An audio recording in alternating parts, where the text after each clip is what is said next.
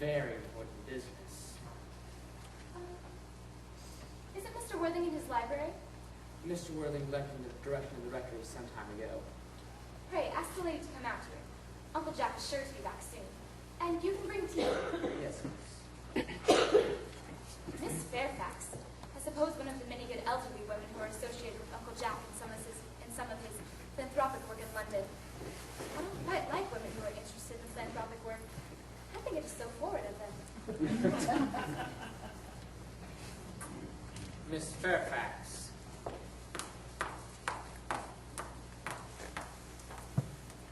Pray, let me introduce myself to you. My name is Cecily Cardew. Cecily Cardew, what a very sweet name. Something tells me that we are going to be great friends. I like you already more than I can say. My first impressions of people are never wrong.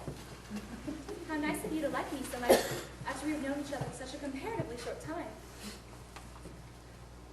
I may call you Cecily, may I not? Of course. And you will always call me Gwendolyn, won't you? If you wish. Then that is all quite settled, is it not? I hope so.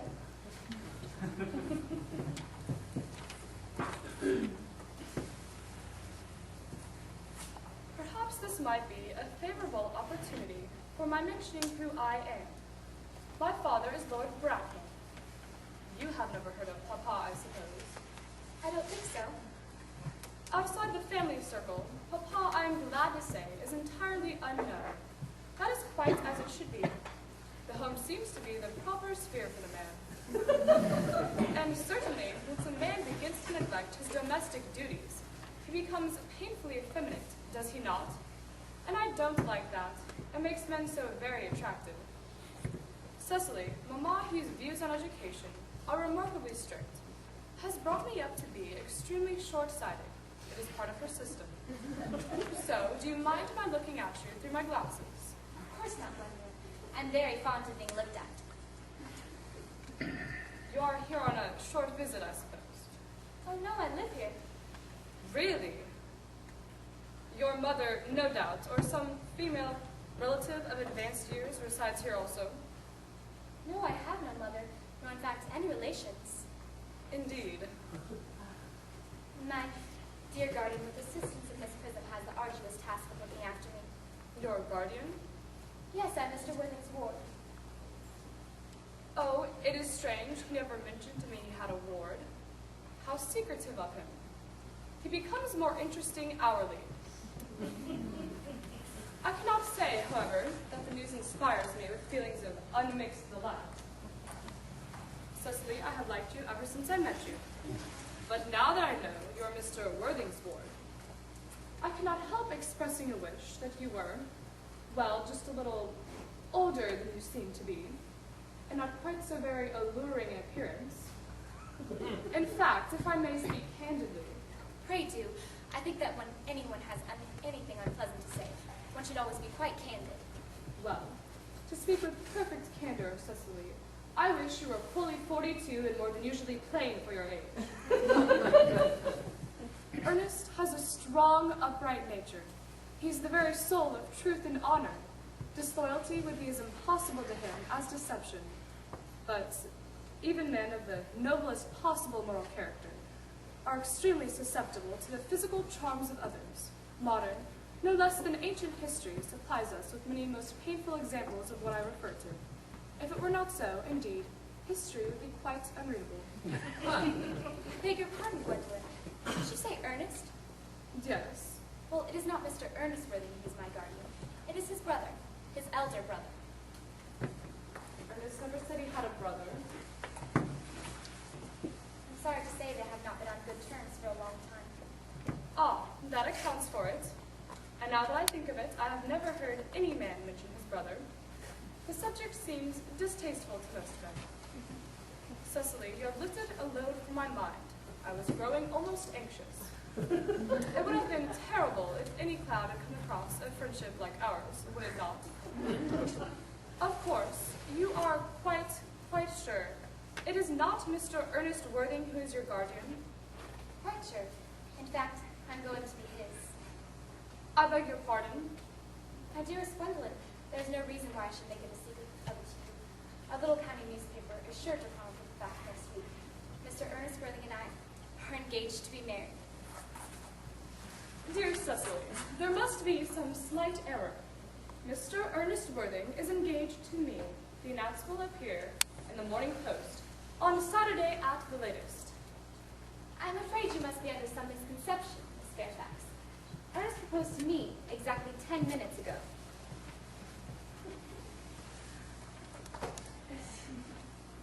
That is certainly very curious, for he proposed to me yesterday afternoon at 5:30. If you would care to verify the incident, pray do. I never travel without my diary. One should always have something sensational to read on the train. I'm sorry, dear Cecily, if it is any disappointment to you, but I am afraid I have the prior claim. It would distress me more than I can tell you, Miss Fairfax, if I caused you any mental or physical anguish.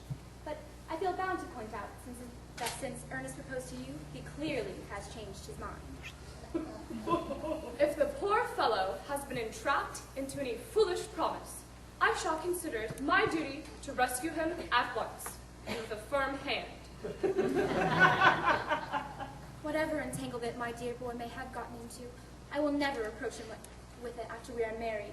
Do you allude to me, Miss Cardew, as an entanglement? You are presumptuous. On an occasion of this kind, it becomes more than a moral duty to speak one's mind. It becomes a pleasure. Do you suggest, Miss Fairfax, that I entrapped Ernest into an engagement? How dare you? This is no time for wearing the shallow mask of manners. When I see a spade, I call it a spade. I am glad I have never seen a spade. It is obvious our social spheres are widely different.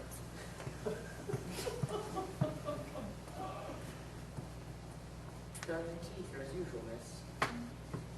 Yes, as usual. Are there many interesting walks in the vicinity, Miss Cardew? Yes, from one of the top of the hills, one can see 5 counties. 5 counties. I don't think I should like that. I hate crowds. I suppose that is why you live in town. Quite a well-kept garden this is, Miss Cardew. So glad you like it, Miss Fairfax. I had no idea there were flowers in the country. Oh, flowers are as common here, Miss Fairfax, as people are in London. Personally, I cannot understand how anybody manages to exist in the country. If anybody who is anybody does.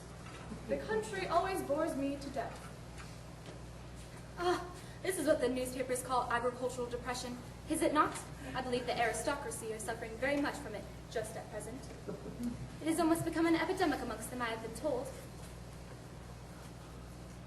Shall I offer you some tea, Miss Fairfax? Thank you. Detestable girl, but I require tea.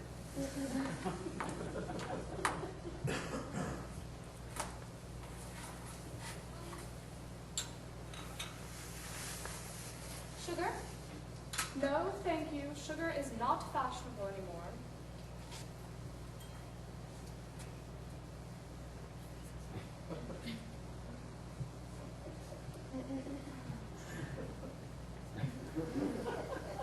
Cake or bread and butter? Bread and butter, please. Cake is rarely seen at the best houses nowadays.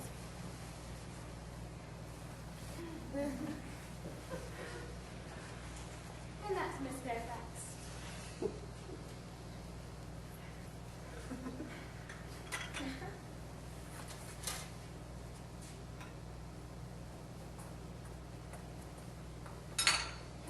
You have filled my tea with lumps of sugar.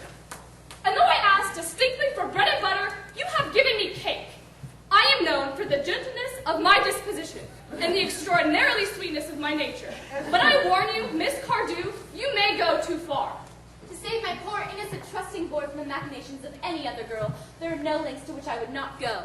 From the moment I saw you, I distrusted you. I felt you were false and deceitful. I am never deceived in such matters. My first impressions of people are invariably right. It seems to me, Miss Fairfax, that I'm trespassing on your valuable time. No doubt you have many other calls of a similar character to make in the neighborhood. Ernest, My own Ernest. Gwendolyn, darling. A moment. May I ask you, are you engaged to this young lady? To dear little Cecily? Why, of course not. What could have put such an idea into your pretty little head? Thank you, you may. I knew there must be some misunderstanding, Miss Fairfax. The gentleman whose arm is at present around your waist is my dear guardian, Mr. John Worthing. I beg your pardon? This is Uncle Jack. Jack. Oh.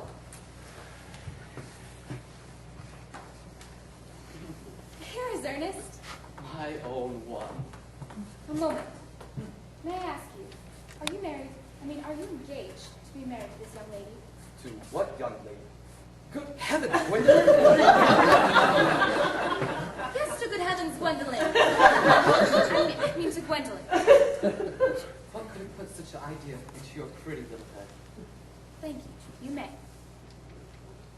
I'm afraid there is some slight error, Miss Pardue. The gentleman who is presently embracing you is my cousin, Mr. Algernon Moncrief. Algernon Moncrief? Oh. Are you really called Algernon? I cannot deny it. Is your name really John? I could deny it if I liked. I could deny anything if I liked. But my name most certainly is John. It has been John for years. A gross deception has been practiced on both of us. My poor wounded Cecily. The sweet wrong Gwendolyn. You will call me sister, will you not? Of course. There's just one question I would like to be allowed to ask my guardian. An admirable idea. Mr. Worthing, there is just one question I would like to be permitted to put to you. Where is your brother Ernest? We are both engaged to your brother Ernest, so it is a matter of some importance to us where your brother is at present. Gwendolyn, Cecily, it pains me very much to be forced to speak the truth. It is the first time in my life I have ever been reduced to such a painful position. However, I will tell you quite frankly that I have no brother Ernest. I have no brother at all. Indeed, I have never had a brother, and I don't intend on having a brother, not even of any kind. No brother at all? None. Had you never a brother of any kind? Never. Not even of any kind. I am afraid it is quite clear, Cecily, that neither of us is engaged to anyone. It is not a very pleasant situation for a young girl to find herself in. Is it? No, let us go into the house. They will hardly venture to follow us there.